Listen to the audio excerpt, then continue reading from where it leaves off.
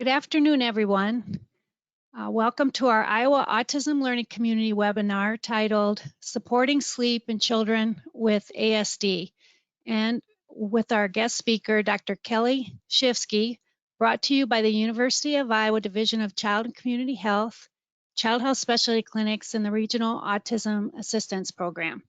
My name's Rochelle Swanson-Holm, and I work with the Regional Autism Assistance Program. And I will be moderating the session today with Erica Hurdle, Program Manager. The session will be recorded, and the link to that recording will be provided in a follow-up email. You are free to type your questions into the question box throughout the presentation, and those will be answered in the last few minutes of our time together. Everyone seeking CMEs, nursing included, and others wishing CE credit can find the instructions for accessing the evaluation and printing a certificate on the University of Iowa College of Medicine's CME portal, and those instructions are in the handout section of the box there to your right on your screen. So again, welcome, and I'm really excited to introduce our speaker today. Kelly Shifsky is an Iowa native. She was born and raised in Des Moines, Iowa. She currently works at the Developmental Center at Blank Children's Hospital. She provides diagnostic assessment and management of neurodevelopmental disabilities, behavioral challenges, and mental health disorders. Kelly earned her medical degree at Des Moines University and completed her residency in pediatrics at Blank Children's Hospital. She completed a fellowship in developmental behavioral pediatrics at Children's Hospital in Los Angeles. She is board certified in pediatrics and developmental behavioral pediatrics through the American Board of Pediatrics. She worked as a developmental behavioral pediatrician at Children's Hospital in Los Angeles for 2 years before returning to Des Moines with her husband and 2 young children this year to be closer to family and friends. So we're really lucky to have her back. So now I'm going to go ahead and turn this on over to Kelly. So wonderful. Thank you so much. I appreciate that introduction. And thank you all for joining now and to those who will be listening later. So I just wanted to show my face at the beginning, but as I give the presentation, I'm just going to share my screen. And then as we take questions at the end, I'll pop back on with my face so you know who's answering the questions. So let me go into presenter mode here. All right, so I'm so excited to be talking about sleep today. Sleep is one of those things that I am really passionate about and love talking about. Before I jump into the slides, I just really believe in honoring those who have come before me. So I want to say a special thanks to 2 incredible mentors and physicians, Dr. Nate Noble, who has led the DBP charge here. I'm sure most of you know him and know how incredible he is, and I'm so grateful for his mentorship. And then Dr. Jeff Yang was one of my mentors and colleagues back in Los Angeles. He's also a national leader in sleep, especially in the autism community. And he taught me so much about what I know in sleep and graciously allowed me to use some of his slides on the brain that we'll see in a little bit. So just want to honor those 2 mentors. So I hope we're awake. I hope you have your coffee. Grab your coffee. We don't want to be sleepy when we're talking about sleep. Let's be alert and let's jump into it. So nothing to disclose. I have nothing to disclose. The Regional Autism Assistance Program has nothing to disclose. Great. So quick review of our objectives. We're going to review the basic components of sleep. What is sleep and what's needed for healthy sleep? Describe some common sleep challenges in children with autism. Understand some evidence-based behavioral sleep interventions, and then hopefully use those interventions to create a really good plan for some of our kiddos with autism. So I always like to start with a case. I feel like a case helps set the stage and puts our minds in the right direction, the right line of thinking. So our case today, we have River. River is a 5-year-old male with autism and mixed receptive expressive language delay. And you're seeing him for developmental follow-up visit. So overall, River is demonstrating wonderful progress in terms of his expressive language skills with the use of AAC, yes for AAC. Further, he is progressing in his social communication in class and in the community. Parents feel River is receiving excellent supports at this time. Their main concern is his sleep. All right, River's bedtime is 8 p.m., not bad. However, despite putting him to bed at 8 p.m. each night, he doesn't fall asleep until after 11 p.m. Whoops. Then he often wakes up in the middle of the night, and it can take 1 to 2 hours for him to fall back to sleep. I'm sure we've all heard stories like this before. To ensure he is safe at night, parents take turns sleeping with him. Okay, that's our first case. Let's just keep this case in mind as we go through today's presentation, because we will definitely be circling back on it at the end when we're talking about behavioral sleep interventions. So, what is sleep? Why are we talking about sleep? A good definition: sleep is a natural and reversible state of reduced responsiveness to external stimuli and relative inactivity accompanied by a loss of consciousness. So if we're moving all around, jumping up and down, we are not asleep. But even more important than what that definition, why are we talking about it? We kind of all have a sense of what it is, and why talk about it? Well, stick with me. I promise my points get more profound than this, but I think it's important to know we all sleep. And so if it's something we all do, it's likely really important, and it is bound to have problems. So one reason to talk about it. The other is that there is a lot of research in the field of sleep. And so because of all this research, the benefits of good sleep and the consequences of poor sleep have been well documented. So why do we sleep, or what are the benefits of sleep? Well, how does sleep benefit us, and what does it do in and for us? So there's impact for us both in the body and in the brain. Both our body and our brain are kind of like these batteries, and they start fully charged, and as the day progresses, that battery gets drained. Our body starts to break down. Our capacity to continue to do things slows and slows and slows. We might even actually break down parts of our body, our muscles. We get sore, we get fatigued. Our brain starts to get less sharp. We get a little bit more our ability to pay attention decreases. And so sleep allows our body and our brain to recharge, to restore. It allows our physical body to heal itself, to begin to restore, allows our brain to get the rest it needs and re-energize so that we're ready to go the next day. Beyond that, in the body, sleep helps with temperature regulation, and something I think we maybe have heard a lot about over, the last 18 months, something called our immune system and our immune functioning. We know that sleep is so important for our immune system to be able to fight off infection and do what it needs to do. So that's an important word in this day and age. And then sleep has really unique benefits on our ability to remember what we've been taught and to actually learn and expand our mind. Just a little extra information on sleep for memory. So throughout the whole day, we are just bombarded with new information. And so sleep is the time where our brain gets a break from continuously taking in new information. It's like this temporary shelter for our brain. And during this shelter, it allows the brain to organize and consolidate all of the information that we did take in. It allows us to say, that thing I learned kind of goes with what I have learned about this in the past, or this fits with this, and puts them where they need to go, consolidates them, organizes it so it makes sense, and we're able to recall it and use it again in the future.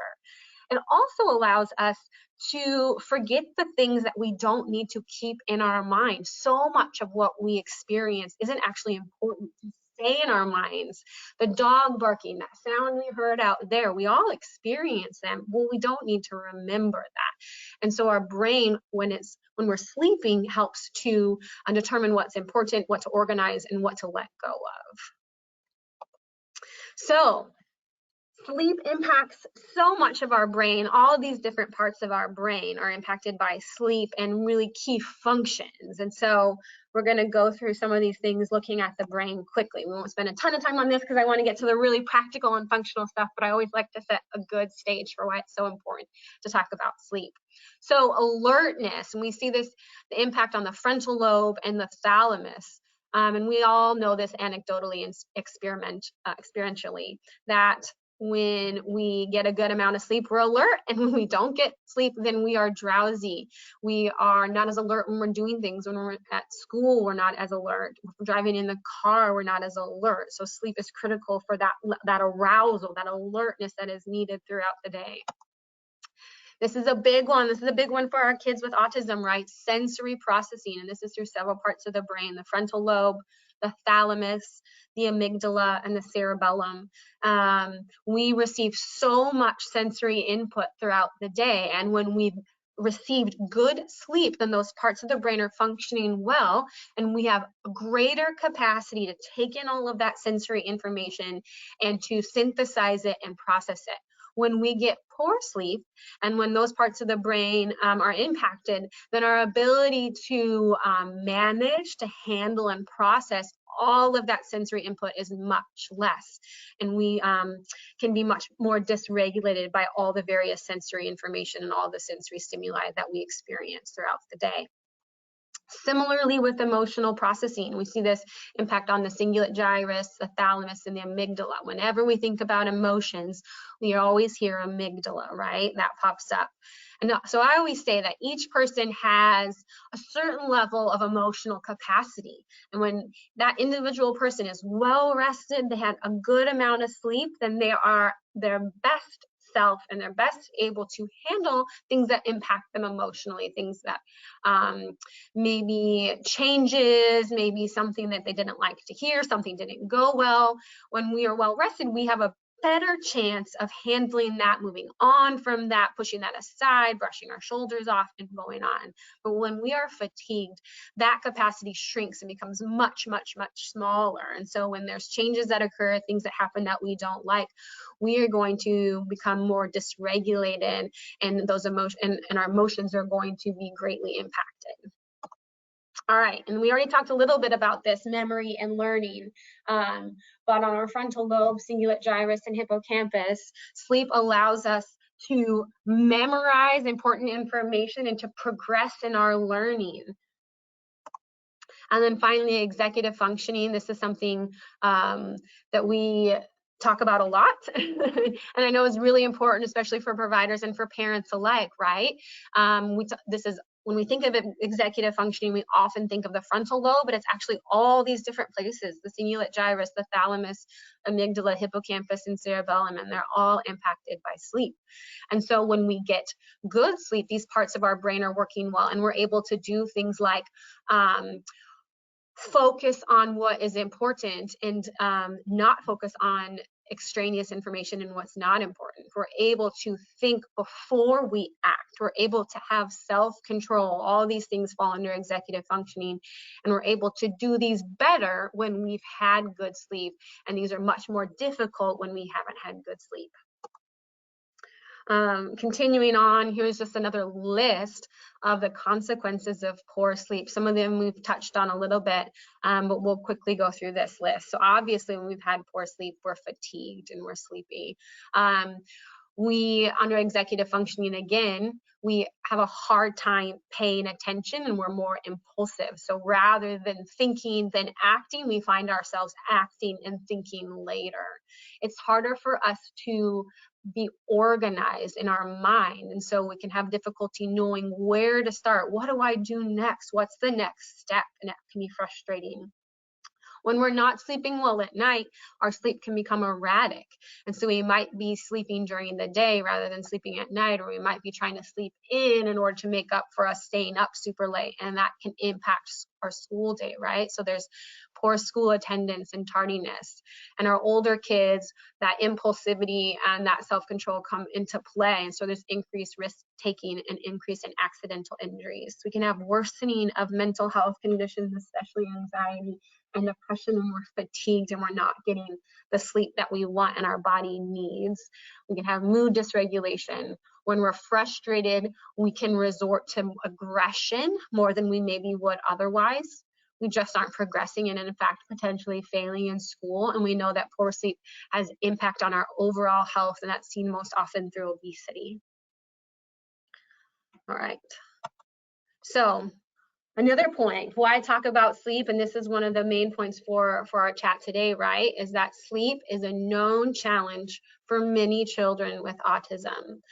Research indicates from Parent Report that 50 to 80% of children with autism have at some point in their life difficulty with sleep. And this is seen both with sleep onset, so difficulty falling asleep at the beginning of the night, and sleep maintenance, being able to stay asleep throughout the night once you fall asleep. And this is a pretty high percentage. There's not too many other things that have a 50 to 80% prevalence. And so super important that we're talking about it today. In addition, sleep challenges may be more frequent in children with autism than in other developmental disabilities per Parent Report. Sleep and autism, in addition, it's also known that one possible reason is the genetic changes that we are finding associated with autism. The world of genetics is still one of those worlds that we're still learning a lot about in terms of autism, but some of the research is showing us that through some of the known genetic abnormalities, genetic changes, that we're seeing differences in children with autism in terms of their circadian rhythms and in their levels of melatonin, and we know that that can have direct impact on sleep.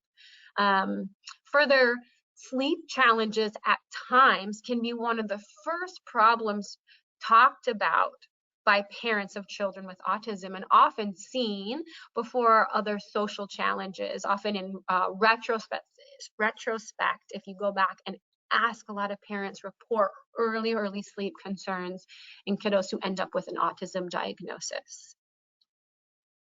So, how much sleep do we need? Lots of different organizations come up with their own tables, and they're all great and they're all really similar. This is a really good one that I like to use. It's by the American Academy of Pediatrics.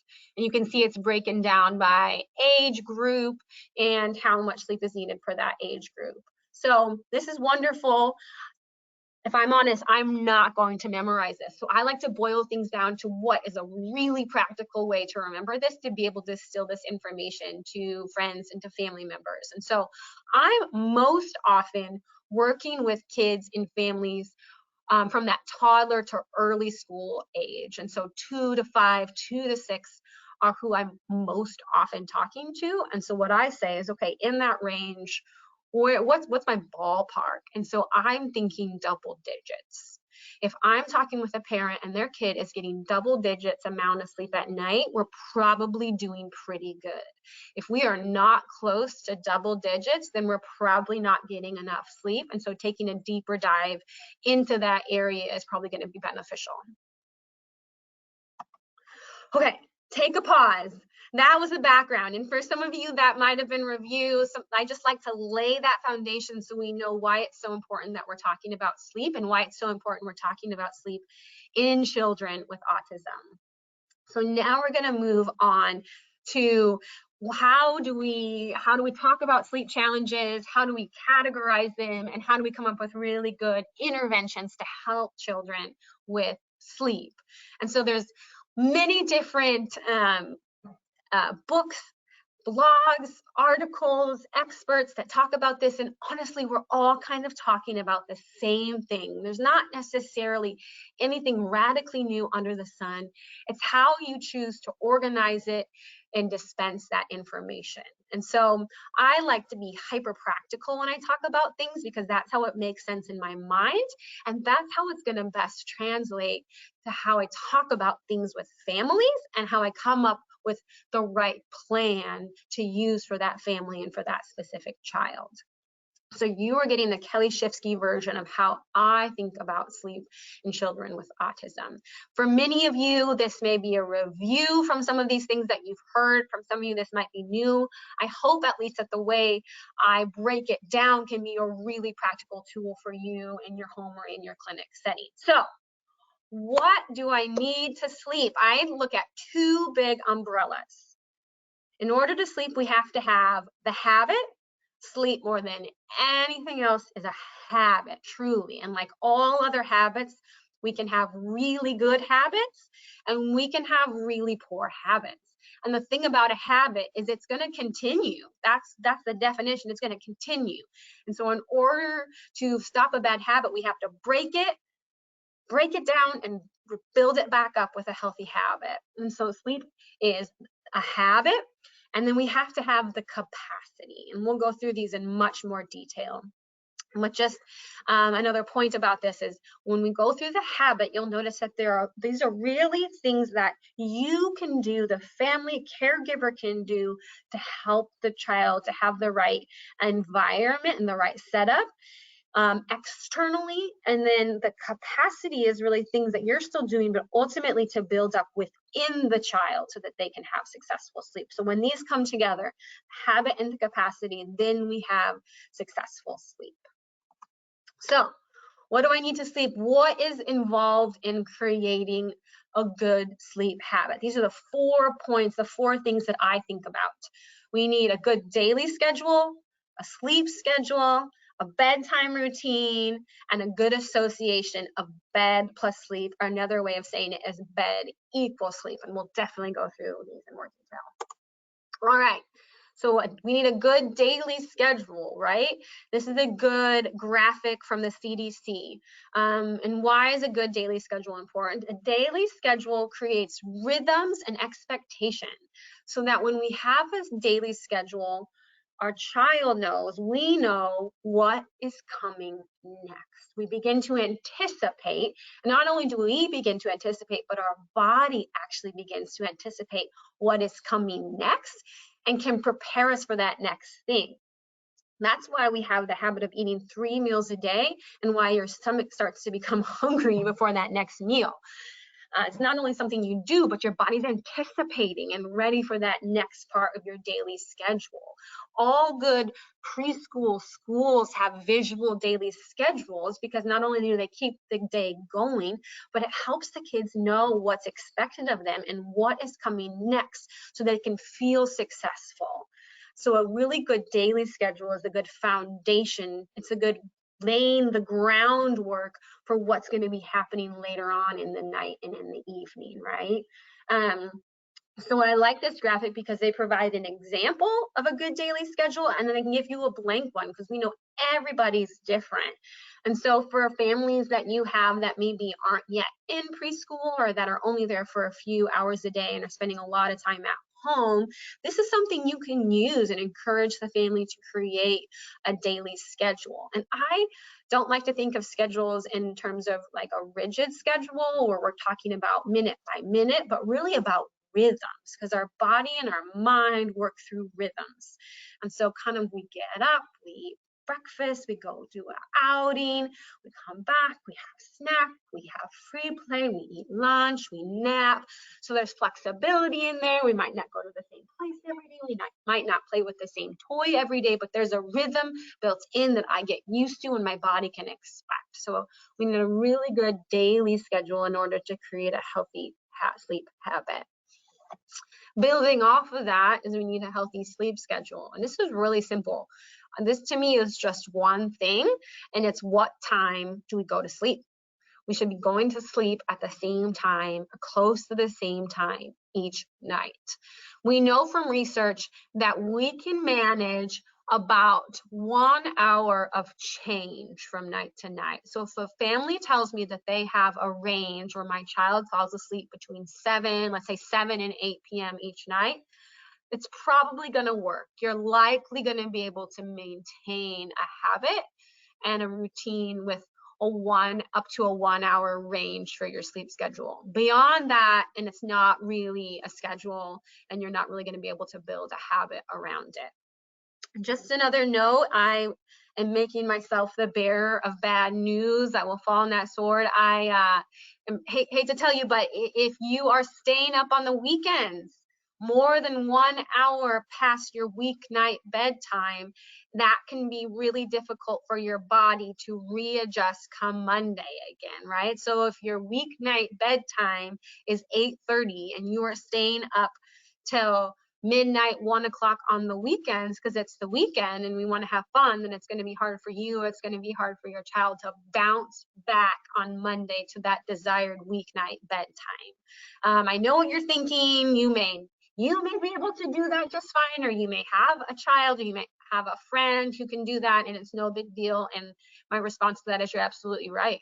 There are some people that don't need routines for this, that don't need this beautiful habit, that don't, you can do all the wrong things and play whenever and eat whenever, and they're just going to fall asleep when we want them to fall asleep. But we're not talking about that population today. We're talking about kids that need support, that need our help to create these really good habits and routines in order for them to be successful with sleep. All right, next we need a bedtime routine. And I, again, like to boil things down to make it really simple, because I think sometimes bedtime routine can sound bigger and more complicated than it really is. This is what a bedtime routine really is. It's simply 3 to 4 activities. I put calming in parentheses because often we want them to be calming, but there's a caveat I'll get to in a little bit for certain kids. 3 to 4 activities, not 10, not 12, 15, 3 to 4 activities that happen in the same order or same way each night, that take no more than 20 to 30 minutes, really no more than 45 minutes, because if we get past 45 minutes, then we're not really talking about a bedtime routine, we're just talking about another part of our daily routine. So really 20 to 30 minutes, and they'll all head in one direction. So, and that direction is getting into bed.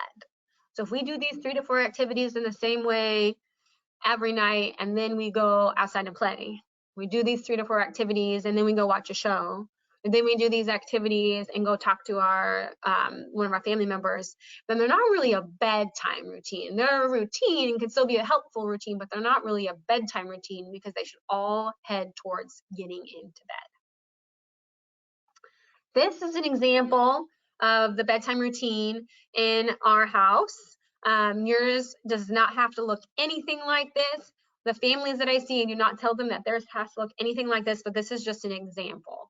So we go to the bathroom, we brush our teeth, get those bathroom things out of the way, and then we read books. I picked this graphic very specifically because we read 2 books in my house.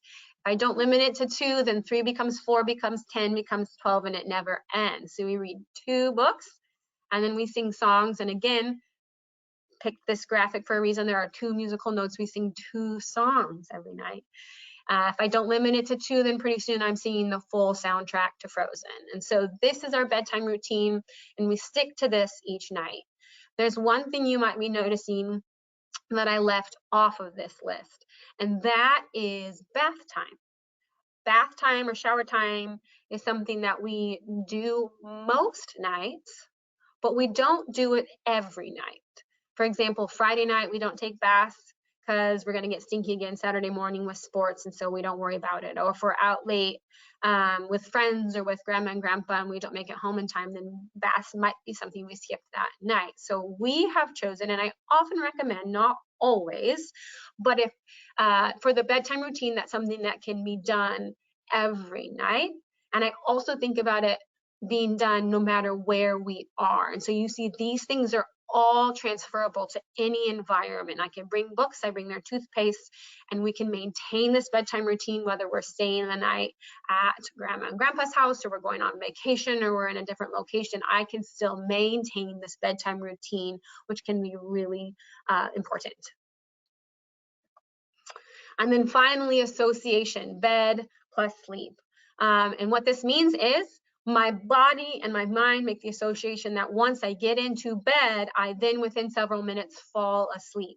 Sometimes the association that we have is I get into bed and I party for 2 hours and I jump up and down and I turn the lights on and off. Or for adults, I get into bed and then I'm scrolling on my phone. And so we haven't really established that connection between bed and sleep. And that's a really important final association, because you can do all those first steps. You can have a beautiful daily schedule, a beautiful sleep schedule, a beautiful bedtime routine.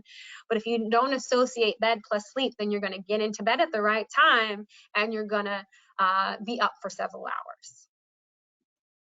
So that is the habit. That's the 4 components of the habit. What is the capacity? There's 3 points in a capacity.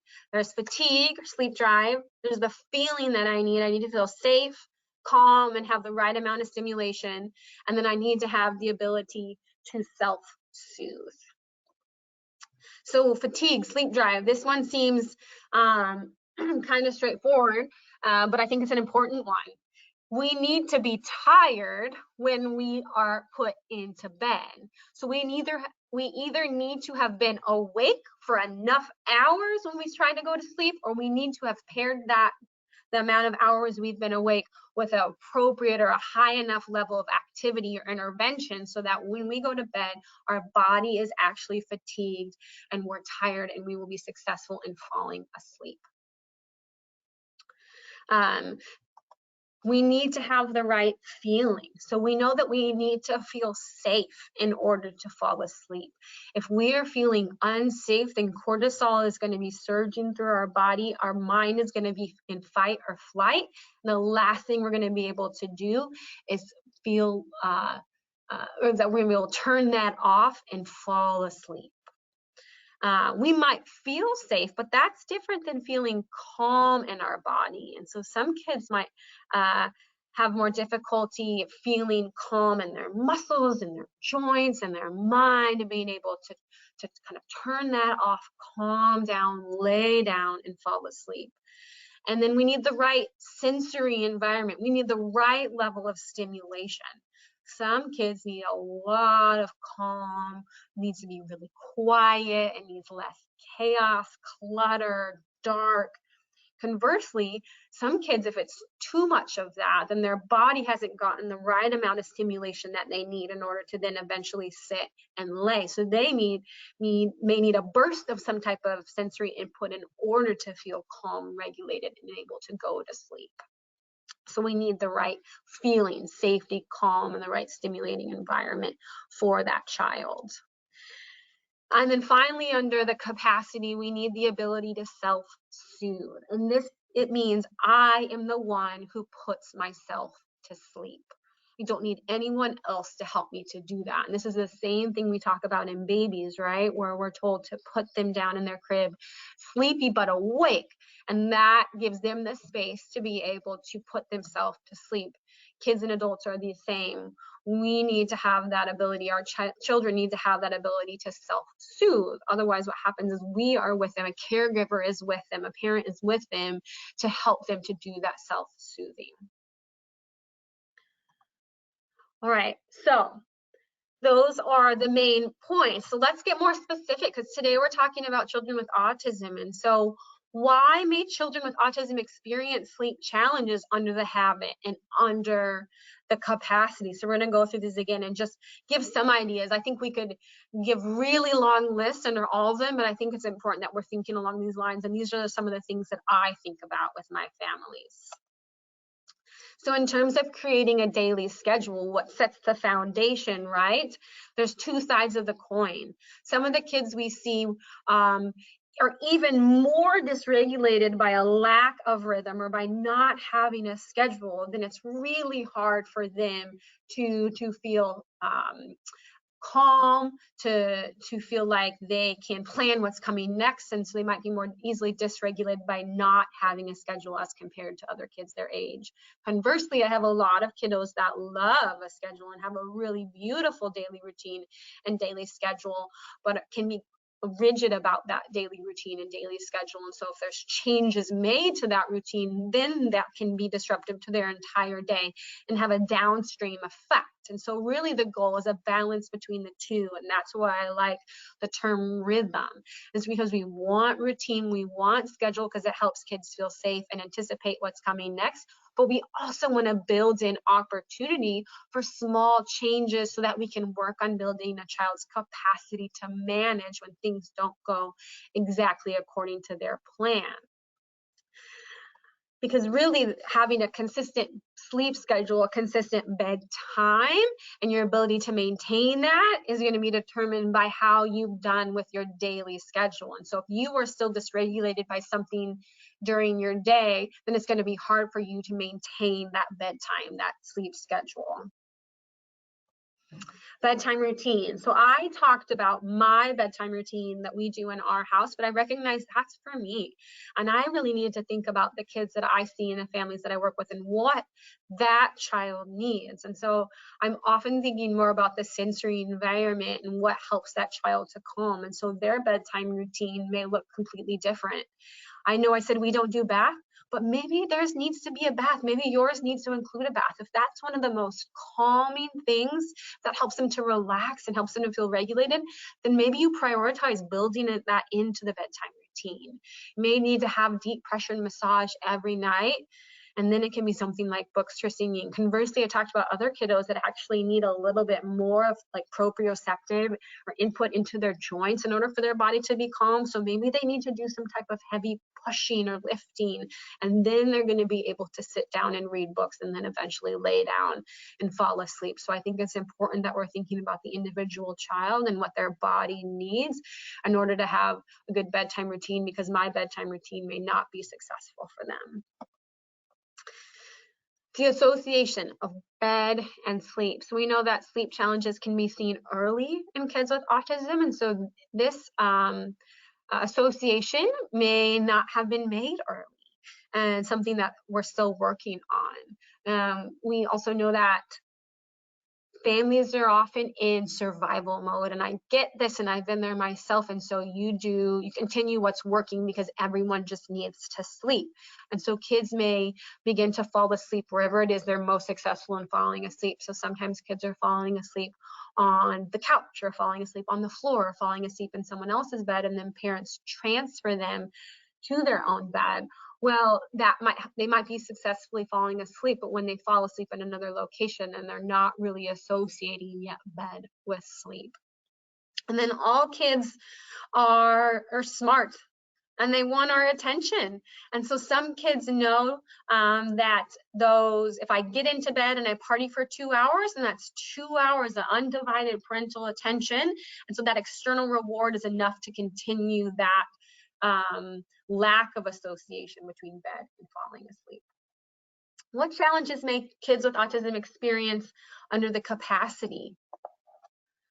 For fatigue and sleep drive, some kiddos with autism have difficulties with naps. Sometimes they begin to cut out afternoon naps earlier than others, or have a more difficult time napping at a set time in the afternoon. And we know that when we nap sometimes and not nap at other times, or when we accidentally fall asleep at 4:30 and we're still asleep until 6 o'clock, then that can really impact our ability to fall asleep at night, and can really impact our sleep drive and ensuring that we've been awake enough to feel tired when we want to feel tired. Then I've also had families say, it just seems like they don't need as much of sleep as I do. They can go seemingly for days and weeks on little sleep. Meanwhile, the parent is not getting the sleep that they need, and it's just very exhausting. Feeling, we know that kids need to feel safe, but some of the kiddos that I see have some communication challenges where they may have difficulty saying if they're not feeling safe, or if they're not feeling calm. And so we really communicate, or we really encourage total communication, all forms of communication, so that as much as we can ensure there's opportunities to share feelings, that is given, so that we know that kids are safe when it's time to go to bed. and that I'm always thinking about the sensory environment, that it's not overstimulating or understimulating, and that parents are thinking about that as well. And then the ability to self-soothe. So similarly to the association with kids with autism who have early sleep challenges, it may have been difficult to support the child in establishing their ability to self-soothe early on, or maybe they did it early without any support, and then as life goes and there are changes and transitions, and that ability was lost and parents took over more of that role. Or some of these strategies that we talk about to help kids self-soothe may take more time. It may not happen as quickly, and it may not happen on its own. My kids, Shirley, and a lot of the kids I see, this wasn't just going to happen. They're not just going to fall asleep on their own. There needs to be a direct intervention, a behavioral sleep intervention, in order for this ability, this capacity to happen. So like I said, these are just some of the things that I think about under the habit and under the capacity and working with the kids and the families that I see in my clinic. And I'm sure you can think of even more, and I encourage you to do so. So what do? We know that we need a habit. We know there can be challenges to that. We know we need the capacity, and we know there can be challenges to that. So what do? Well, unfortunately, there is not a one-size-fits-all solution that is quick to implement and works in seconds. Boy, I wish there was. But there are some really practical things we can do, and we'll get into those in just a second. Before I talk about the interventions, I think there's some important considerations. First is the child. And I talked about this already, but what I love about children, and what I absolutely love about children with autism, that each child is so incredible and so unique and so wonderful on their own. And so I think it's important that we're not copying and pasting ideas, but that we're building strategies and solutions that are going to work for that specific child. We know their strengths, we know their challenges, we know what they can manage, we know their sensory difficulties, so that we're building strategies that are specific to that child. Similarly, that we've gotten to know the family. We know if they live in a one-bedroom apartment with 10 other people. We know that one of the parents may work the night shift and the grandparents are there when they sleep, so that the strategies we're given are actually going to be implemented in the home environment, because we've taken that family into consideration. And then this last one I'm really passionate about, that we've taken the family's priorities into consideration. The most, embarrassing is not even the right word, just silly thing I've ever done is start to go through this beautiful list of recommendations for sleep for a family, and I didn't even ask if they wanted them. I didn't stop and think, is sleep something you want to work on today? Because I hear problems in sleep as they're talking to me, and so I just jump into it, but I didn't stop and ask them if it's a priority or if it's a concern for them right now. And it doesn't mean it won't be a concern for them in the future, but they may have so many things going on in their life that working on sleep may not be one of their top priorities. And so we want to make sure we're asking that before we jump into recommendations.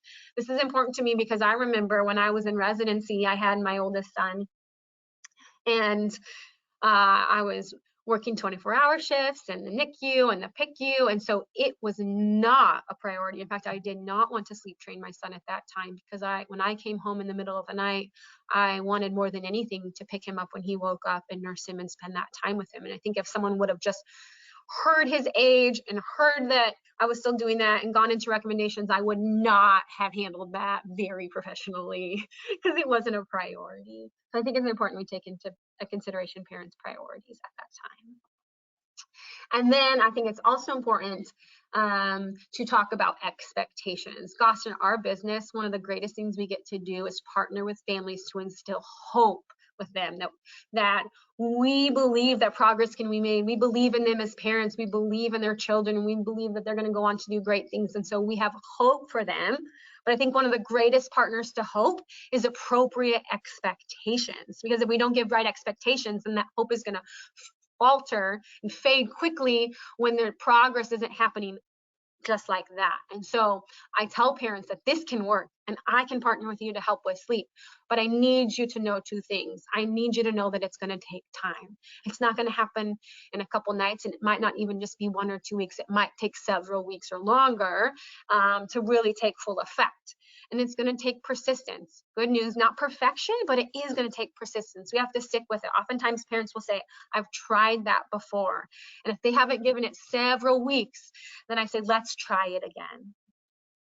All right, so let's return to our case.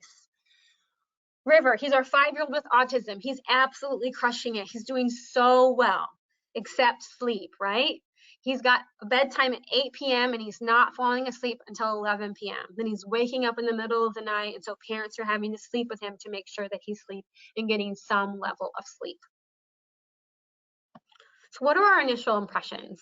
I want us to think through the 2 big umbrella categories that I talked about and the ones under them, and just give you a second to think through, what do you see going on?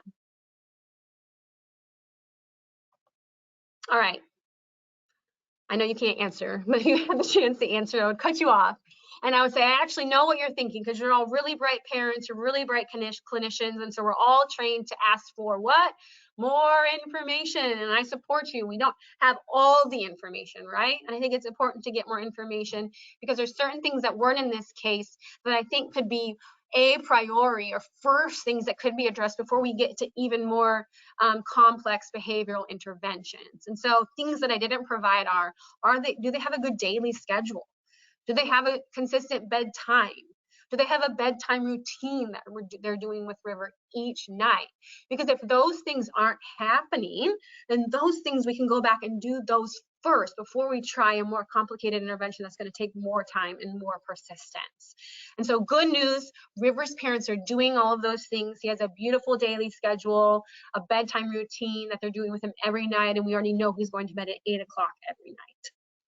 I think in addition to back to the basics, since we're specifically talking about children with autism, I think one of the basics I also always consider is the sensory environment. Sometimes it's the smallest changes that can actually make the biggest impact. So sometimes just offering the suggestion of a sound machine, if noises, the child's really sensitive to noises, or a weighted blanket if they really like that deep pressure. Sometimes just those things is all that's needed to help that child sleep. So I think it's good to think about the basics plus sensory. But they are doing all of those things. So when I see this case, these are the 2 areas that jumped out to me. He doesn't have an association, right? Bed does not equal sleep for him. Bed is I stay up for more than 2 to 3 hours and party and jump around. And he's not self-soothing, right? Parents are with him the whole time, and so they're likely playing a major role in his ability to fall asleep. So what do we do about these 2 areas? So bedtime fading, you may have heard of this. This is a really effective strategy for kids that do not have the association and are up for several hours despite having a set bedtime. And bedtime fading, and there's a handout I gave down here, and this is from a New Zealand organization called Kids Health, and I actually will print this off at times and hand it to families. But the question we ask is, what time are they actually falling asleep? So I know you've done a great job of setting bedtime at 8, but what time are they actually falling asleep? And parents might think we sound crazy, but we say, okay, that's their bedtime, because that's the time they're going to be most successful of associating bed plus sleep, because they're falling asleep at that time and they're likely tired at that time. So this isn't forever. This is just in the short term. So River is not going to have an 11 o'clock bedtime forever, but he is going to be in the short term. Because remember, we said with bad habits, we have to break the habit and build up a new one. So we want to reestablish bed plus sleep. So 11 o'clock is River's bedtime. Hopefully when parents put him down at 11, he's tired and he quickly falls asleep. After several nights of this working, then what we can do is he's established this association, and we can slowly, in about 15-minute increments, move his bedtime closer to a desired bedtime. We may not get all the way to 8, but much, much closer. I've seen this work and be really effective for kiddos to reestablish association plus bed and sleep. Okay, so we've done this. Parents did it. They went from 11 all the way to 8:45, and they're pleased with that. They're going to take 8:45, and that is his new bedtime. But parents are still sleeping with him every night. And as much as they love it, they're ready to have River sleep in his bed and they sleep in their own bed. And so we have another behavioral sleep intervention we can use. And this one is called camping out. And it's called camping out because it's going to take some time to do it, but again, can be really successful. So for a lot of the families I see, they are often laying in the bed with their kiddo, touching them, giving them a massage or rubbing them so that they feel soothed and calmed until they fall asleep. So camping out asks the question, what is the one next small step that you can do that you are doing just a little bit less? And so often I describe it like this for families. So now you're laying next to them, touching them. What would it look like if you, for the next few nights, just lay next to them but don't touch them? And once they're able to do that and the child falls asleep successfully, I say, what's the one next small step? Maybe it's laying on the other side of the bed. Maybe they can get by with sitting on the bed. Okay, let's do that for a couple nights and have your child successfully fall asleep. And then maybe the next step is sitting in a chair next to the bed. And maybe the chair is in the middle of the room and then on the other side of the room. And then maybe you're standing in the doorway and then standing outside the door. And you get the idea, one next small step. And each of these steps, the child feels still comforted and soothed because the parent is still present and without knowing it, but the child is doing that much more of the work of self-soothing on their own. All right. So we got bedtime fading, we got camping out. Those are two strategies I use all the time that can be really effective. They take time, they take persistence, not perfection, but they can be really effective in those two areas. So let's move on quickly. I know we're getting close to the end of our time. We have Elsa. We love Elsa in my house. Elsa is a 3.5-year-old female with autism. You're seeing her and her parents specifically to talk about sleep. Parents report that Elsa recently started preschool in the mornings. Elsa seems to enjoy school and parents are pleased with her services. Parents had hoped that starting preschool would help Elsa to become more tired in the evenings for bedtime. However, she will often remain awake and playful until after 11. Gosh, at 11 o'clock. Because parents know that good sleep impacts the child's ability to learn, they will at times let her sleep in until 9 a.m. I totally get it, and take her to school late. Similarly, while she doesn't nap on the weekends or consistently during the week, parents will allow her to nap in the afternoons if she's very tired. All right. We're going to pause again. Yep, think about the basics, think about sensory. Let's assume those are good for this case. And what do you notice? For me, I notice this, fatigue and sleep drive. So when she is napping sometimes, not napping other times, getting to sleep in some days, not other days, it's hard to know if she's accumulating enough sleep drive, enough fatigue to be tired when parents want her to be tired. We know she gets tired at times, and we know she randomly gets tired during the day, but so far, she's not tired at the time that her parents or that we want her to be tired.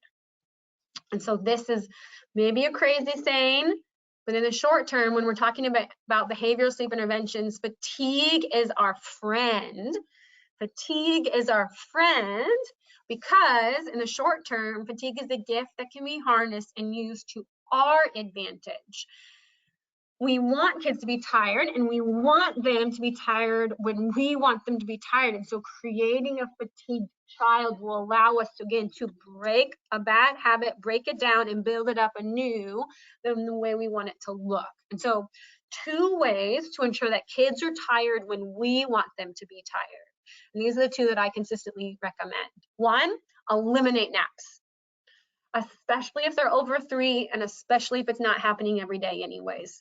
I say let's just eliminate it.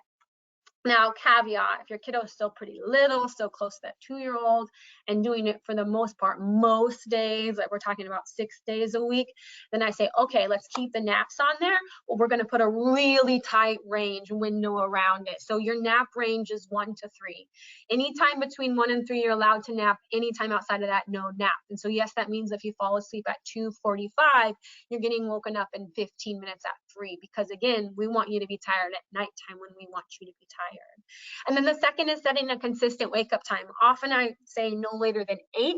I think it's just a good time. And also it allows us to be in a good rhythm of what they're probably going to have to do in terms of school.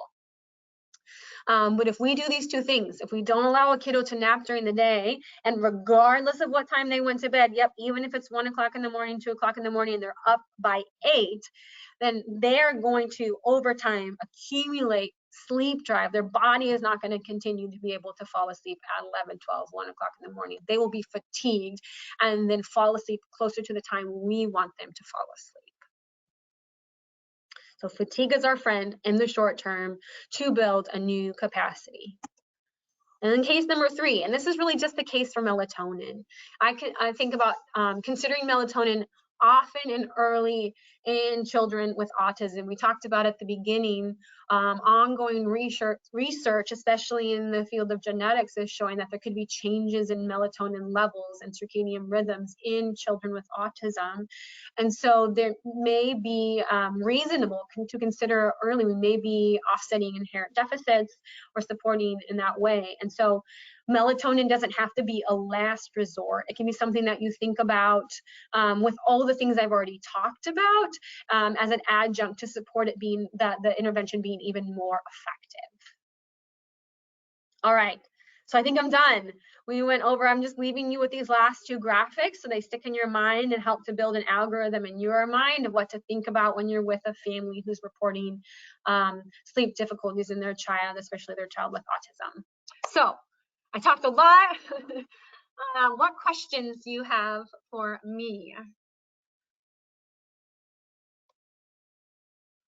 Okay, we have a few questions in the question box. At what age do sleep problems tend to appear in children with autism?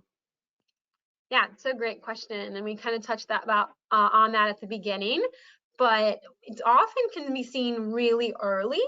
The age where I tend to see it emerge is when kids are about ready to go back to school, that preschool, back to school times. And another really common time is when there's breaks from school. And so it is true that when we're in the flow of school year and have the routine of school and that routine, and then we're active and so we're getting tired, that kids will often do better at falling asleep at night. But when we're in lulls like summer break where there's less daytime activity and less daily routine, then bedtime starts to ooch further and further back. We enjoy having more and more of parent or caregiver near us, and some of those things under capacity and habit go away, and so it can become a little bit difficult. Okay, and this one says, this is somewhat off the subject of autism, but I, as a school social worker, am seeing more adolescents diagnosed with narcolepsy rather than ADHD. Is this legit, a fad, and could this be another topic of discussion in the future? I think that's really a good question. I will say that sleep difficulties in the adolescent population has been a really big concern during the pandemic, because of what I just said, that for so many teenagers, this routine of getting up and going to school was what's so important, that keeps their body and mind in check and allows them to build up enough sleep drive for the next night. We already know that teenagers want to stay up later and sleep in later. School kind of keeps that in check a little bit. And during the pandemic, when so many kiddos were spending so much time indoors and doing so much over Zoom, that they were staying up later and later and later and having more difficulty falling asleep, compounded with all the mental health challenges that we know the adolescent population occurred and is occurring during this pandemic. And so when you add anxiety and stress onto the mix of not having a good routine, then so many of the adolescents that I've seen are having a really hard time falling asleep. And so due to what? It's likely many, many things. Maybe some population of it is what you talked about, but I think that it's important to dive into that a little bit more. Okay, I think that's all the questions we have for now. Rochelle, I'll turn it over to you. Yep. Thank you so much for a wonderful presentation and some great strategies and ideas for all of us to help our families with. And so I really want to thank you for that, Dr. Kelly. And just to remind everybody that if you look in the handout section, you can access the directions to attain your CMEs or CEs. And if you have any further questions, you certainly can email Erica or I, and we'll be happy to forward your questions to Dr. Kelly. And again, I want to thank everybody for participation, and hope to see you at our next opportunity for our learning community. So thank you. Thank you so much.